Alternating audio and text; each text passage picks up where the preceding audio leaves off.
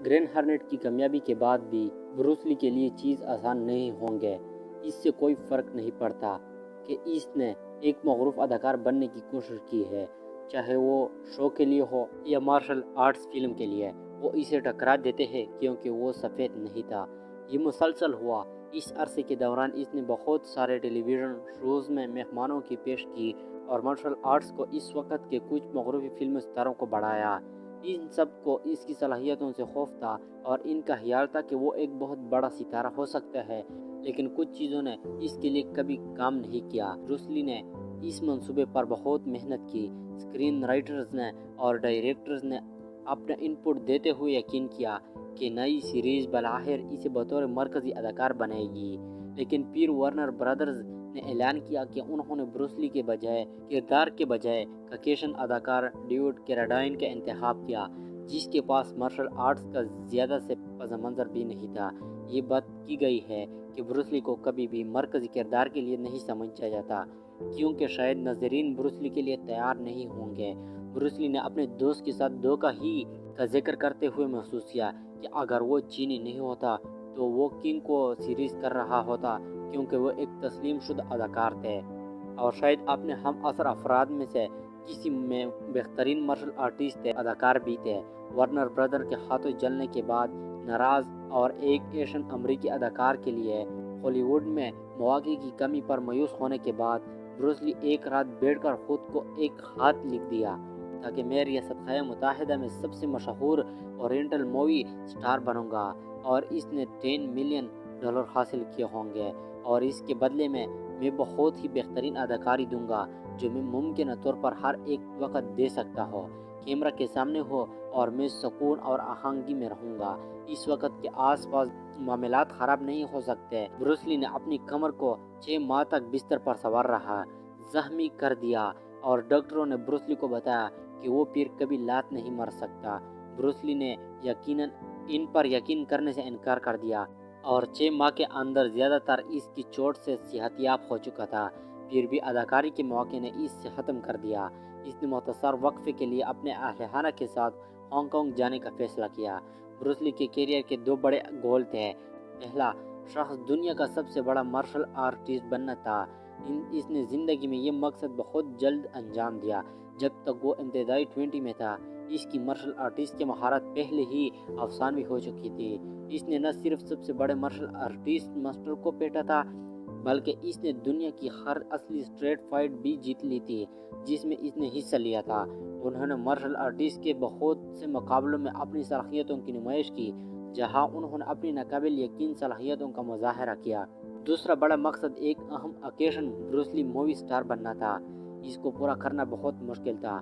مقابلے میں اس کی ویڈیو کی وجہ سے اسے گرین ہارنٹ نامی ٹی وی سیریز کے آڈیشن کے لیے مدعو کیا گیا۔ یہ شو بہت کامیاب تھا اور بروس لی کی مہارتیں اتنی غیر معمولی تھی کہ ان کا کردار دراصل گرین ہارنٹ کے مرکزی کردار سے زیادہ مقبول ہوا۔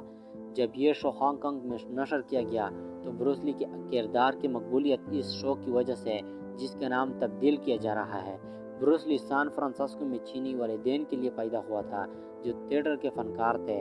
ان کی پیدائش کے بعد کمبا واپس ہانگ کانگ چلا گیا جہاں وہ بڑا ہوا۔ اس نے مارشل آرٹس کو سنجیدگی سے لینا شروع کیا جب اسے 13 سال کی عمر میں ایک مقامی گروہ نے مارا پیٹا۔ وہ جلدی سے مارشل آرٹس میں ماہر ہو گیا اور ہانگ کانگ کے بہترین اسٹریٹ فائٹر میں سے ایک بن گیا۔ جب بروس لی سان فرانسسکو پہنچے، تھوڑی دیر کے لیے اس نے عجیب و غریب نوکریاں کی، لیکن پھر بعد میں فلسفہ کے مطالعے کے لیے سیٹل میں واشنگٹن یونیورسٹی میں داخل لیا۔ انہوں نے مارشل آرٹس کی کلاسز بھی رکھنا شروع کر دیا۔ یہ یہاں ہے کہ وہ لنڈا ایمری سے ملاقات کریں گے، ان کا طالب علم جو بعد میں اس کی بیوی بن جائے گی۔ ایسے وقت میں جب بین نسلی تعلقات کی کافی مخالفت کی گئی تھی، بروس لی اور لنڈا سے ایک نے رشتہ شروع کیا اور 3 سال بعد شادی کر لی۔ یہ واضح تھا کہ بروس لی کو کبھی بھی ریس کی فکر نہیں تھی۔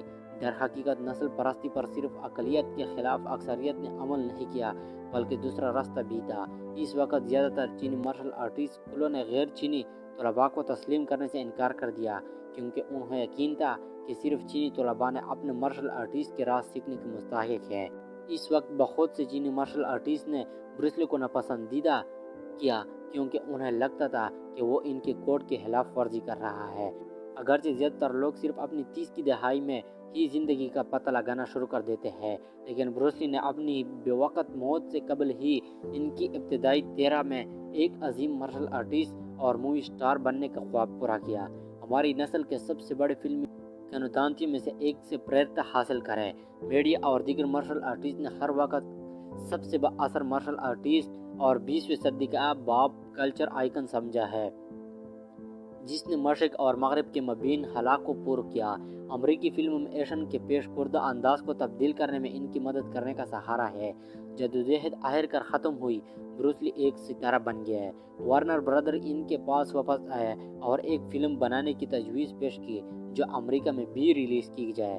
ان کا عنوان انٹر دی ڈریگن تھا۔ یہ فلم بروس لی کو ایک بین الاقوامی سٹار اور 20ویں صدی کی عظیم فلمی لیجنڈز میں سے ایک بن گئی۔ بدقسمتی سے رہائی سے چند دن پہلے بروس لی دماغی ورم سے مبتلا ہو کر انتقال کر گئے۔ آپ کہہ سکتے ہیں اس ساری کامیابی کا کیا فائدہ اگر وہ مر جائے اور اپنی کامیابی سے لطف اندوز نہ ہو؟ ویسے میری دلیل یہ ہے کہ ہم سب کسی نہ کسی دن مر جائیں گے۔